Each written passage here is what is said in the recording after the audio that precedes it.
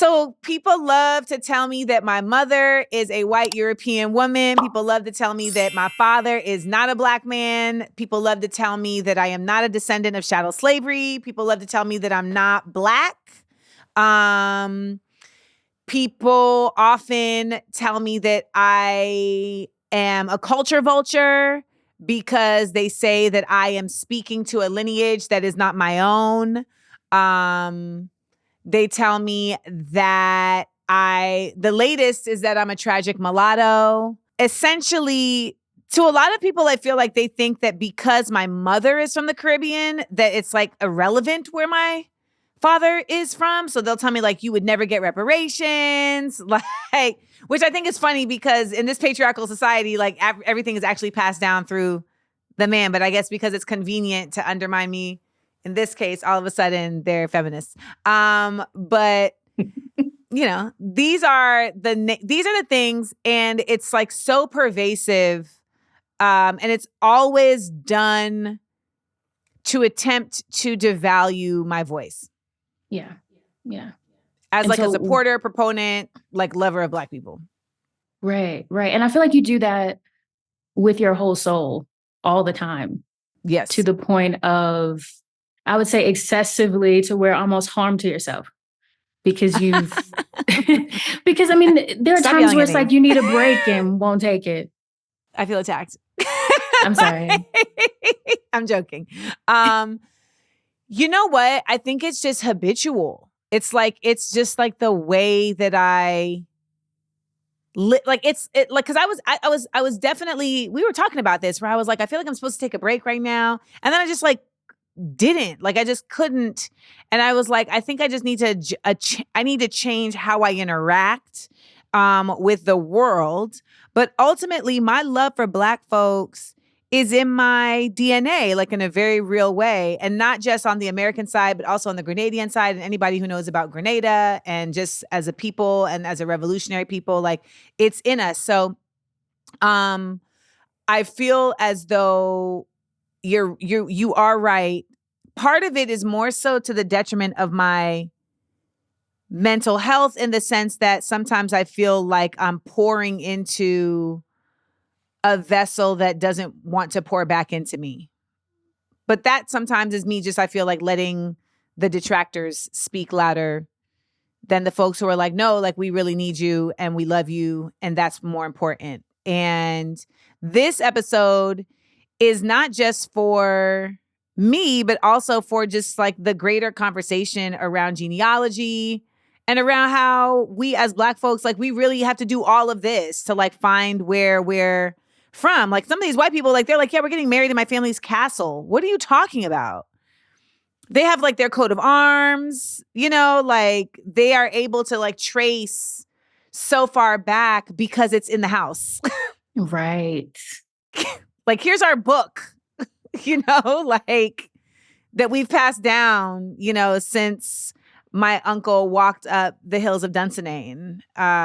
So there's, you know, so this means a lot to me. Also because my father is like, I know my dad, but like, we don't have a connection. You know, like we're not friends, like we're not family. You know, he's really just, you know, a genetic source. Yeah, I feel that.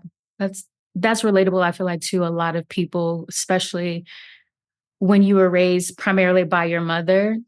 Like even my own, you know, parents. My dad lived down the street from me, but we're still somewhat strangers. So that's a whole other episode. Because my father lived in New Jersey while I went to Purchase and lived in New York for 15 years. And wow. It's like, you right there. Well, just a side note, because I know y'all love a story. I went to go to my dad's house one time with my two peoples, and we got there and he wasn't there. And like, of course, my sisters and brothers like let me in the house. And so when he got home, he was like livid that they had let me in the house. And he was like, you let strangers in the house. And me and him like went in the laundry room to hash it out. And he was just talking so much nonsense. I was like, listen, brother, yo. Referring to my father as brother made his entire brain explode. Like it was literally it's spontaneous combustion. That's one of my greatest moments of all time. Wow. That's so relatable. But again, that's another episode. So your dad, yes. Black man from Boston, lived in Roxbury. Okay. And one of the things that I found interesting was that you didn't know what he did for a living. So I know his credentials, but we have never really known what he's done for a living. Like I will ask him all the time. I know at one point, I think he was a dean of Meharry Medical School. And that was like the last job that I can say like, yes. Like if I needed to call my dad at work, I would not, like I wouldn't know where to call. And my brothers and sisters, they're the same. We're all like, I'm not sure. Like he's going to be pissed about this episode. Oh my gosh. Well, the first thing that I found let me find out he works in sanitation. No. Very noble job. Not a sanitation but... Right. No, he has credentials.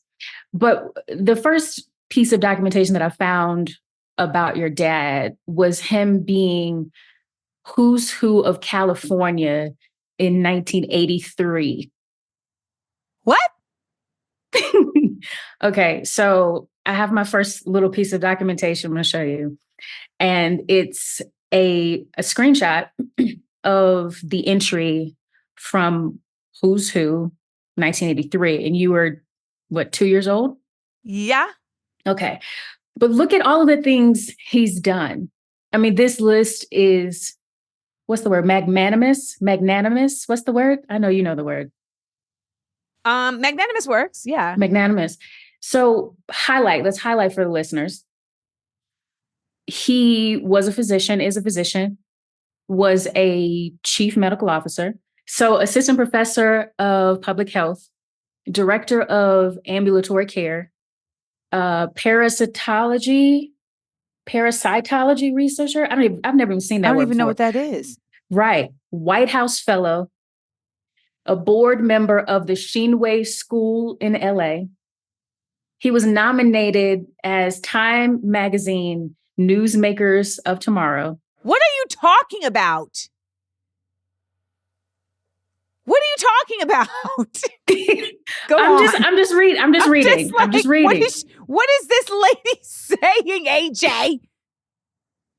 Okay, I'm here. I'm here with you. Just know that I'm gonna exclaim Watson. A lot. Okay, that's fine. Diane Watson, California. She used to be U.S. representative for California's 33rd congressional district. She served from like 2003 to 2011. Anyway, while she was on California State Senate, she had an organization that he was a member of. And it's called Senator Diane Watson's Commission on Health Welfare. And mind you, this is 83.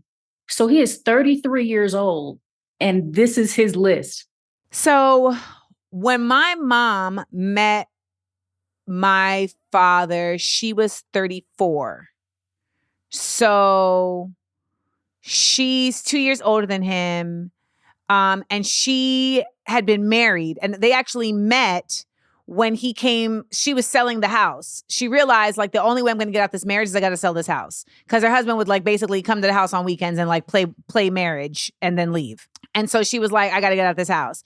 And her husband used to do like, he was like a executive at like IBM, I think, but he also like would like try these like get rich quick schemes. So he had all these like gum machines in laundromats. So the house, like apparently the house barely had like any furniture because they had like just moved in, and she was like, I'm done with this. But there was like all these boxes of like juicy fruit and Big Red and double mint gum like by the door. And my dad came to the house to look at the house to buy the house. And apparently when he came inside, he looked around and said to her, so who gets the gum in the divorce? And that's how we got here. That's how I got here. Because Annette Seals and I, sucker for jokes. Suckers for jokes.